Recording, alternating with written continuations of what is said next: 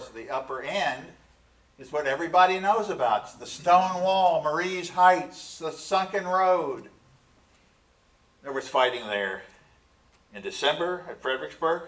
4.5 months later, Chancellorsville, again, that's when this picture was taken. It's the one everybody sees, sorry. But the point being,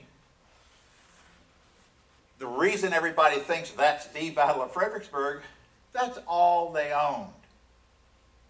Your guys, and everybody that fought with them at the other end of the battlefield, it was owned mostly by Farmer Pearson, who every now and then would let a tour bus on. The Park Service could take a group down there. And in conjunction with what is now the Battlefield Trust, the Civil War Trust to get battlefield land, we have a very good active group, not in competition with them, but the Central Virginia Battlefields Trust works with them because we're likely to know the landowner. We can go sit in the kitchen, have coffee, and we'd actually convinced Farmer Pearson to sell us the land for $2 million. And we inked the original deal, and on Monday morning he used the escape clause because he was worried about the cats in the barn. And as you're going to see, those dratted cats cost us $10 million. But anyway, the lower battlefield. Your guys crossed, the lower crossing is also not owned. Where you see it on my, I love screenshots, but the reason it's not owned, this is the crossing. The white building here is Walmart. Sorry, could we go behind your store? Look, no, too dangerous. Right here on the other side of the river that you cross to is a huge industrial park from the 1930s, privately owned. So the crossing site is one I've only been to twice in my years of life. One, the company allowed a park bus tour to go there. Then the company went bust, and it was purchased as an industrial park by the county. And the only good thing I've got to say about it, who owns it now, is the Bowman Distillery, and they do give tours. But I found a landowner right here on the corner. You can see his house. He let me go down to the river, and I was able to walk up. That's the other time I've been there. And it's just river bottom. But it's not saved, it's not park. All right? But now, that's what it looked like. Darn. Quick draw. That's what it looked like back in the 1860s. And it was actually used at this battle, the next one, and a lead up I found before they're headed up to Gettysburg. I want to talk to you about that. I'm just finding all this stuff out. There's always something new to find, folks. So, your guys get across, and then Burnside's orders, and you can even see in the distance, see the ridge in the distance?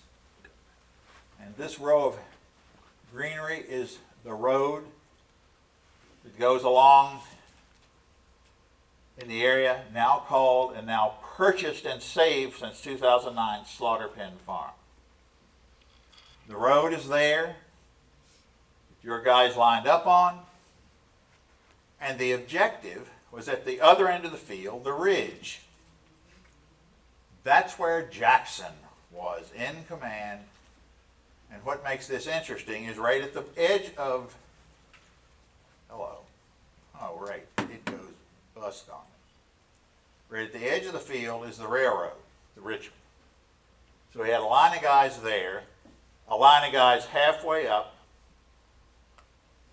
and a trench line on top, a three-tiered defense. But what wasn't apparent to everybody is that to the left of the right-hand photograph, which was where your guys were lining up, there was a swamp. The water table back then in 1862 was 16 feet higher than it is today. and it was a real mire. But if you would charge across the field, the first thing you would come to would be the radio. Well, there's railroad, there'd be guys there, but the swamp was so thick that Confederate General A.P. Hill, in charge of that sector, Jackson, and even St. Robert of Lee saw and said, oh, we don't need to defend that, it's its own defense. But as your guys begin their attack on May 13th, and Confederate artillery opens up on them, well, ladies and gentlemen, when you're under that kind of fire, it turns out you can actually make it through a swamp. And your objective, and you can see it, was the railroad. See it there? That's the first objective. And that's still the active railroad.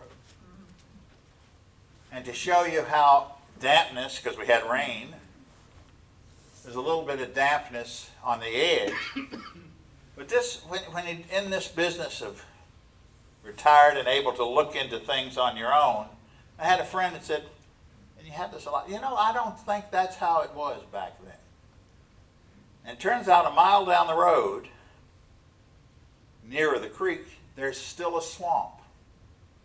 And it turns out swamps in Virginia in midwinter, and I want you to think about, today it's cold, but a week ago it was warm. You've got this constant warming, cooling, warming, and cooling, and that creates what can just best be called swamp gas. And this is what I was telling you last night. I went down and took a picture of what it looked like, and that's what your guys were going through. See those colors? That's not an oil slick. That's natural wintertime swamp muck. How about that? I mean, I just found this out within the last 3 weeks. This is for you, Pat. He goes all over Slaughter Pen Farm. But that's what you had to get through. But the fact is, once you made it to there, and you get up to the railroad, and my gosh, you poke your head over, the first guy does, there's nobody there shooting at me. They go over because they'd left it undefended. Your guys went over, and they went up to the top of the ridge where they're met by a unit under the command of a guy named Maxie Grieg from Columbia, South Carolina, who was deaf as that chair. Sugar, or what I did. And this shows, here's the road, the railroad, and the Confederates. But you see this hole here? And your guys hit that hole. Here are your guys on the right of the line, right here. See the gap here? It was pure happenstance almost. But the thing was, they actually made it across and up to what at that point was the only defense, the trench line at the top of the hill. And everybody kept saying to Grieg, it's them, it's the Yankees. We got to do, and he just saw men running. He couldn't hear them yelling. And he gave no orders to countermand it. But then, you got to remember, in ultimate charge there is a guy named Thomas Jackson. Stonewall was not a man whose orders you disobeyed. At point, December of 1862, he'd already court-martialed 2 generals. Okay? And Julie had been ordered to go to his right. But Jubal Early hears the mess and the racket that your guys are stirring up. And he's had ears and says, that's trouble back there. Early, who's been ordered to go that way, orders his guys to do a 180. And they come back and they start counterattacking your guys and the rest of that group that had begun to break through. And that builds, pushes them back across the tracks. Confederates begin to fill that gap and push them more onto the field beyond that is, on the road side of the railroad, which causes the Union guys that had paused because of artillery to surge onto the field. And thus, ladies and gentlemen, about 2 o'clock, the field, including your guys who have been pretty beaten up, it's a massive hand-to-hand battle for 2 hours. Participants say there was so much blood, it was like being in a slaughter pen. And that gave the place its name. And both sides fought to exhaustion. The Union pulled back to the road, the Confederates back to the railroad track, and Jackson's like a Donnelly's, I want to get at them, but they couldn't. And unfortunately, talking about orders and obeying, William B. Franklin, in charge of all this, had read his orders, and it never reinforced this thing. It didn't say not to. Meade had come back, said, give me support. And the first guy he came to brushed his hand away and said, Meade, you're not my commander. I'm not coming with you. He said, you've got to. I've broken through. And Meade said a very funny thing.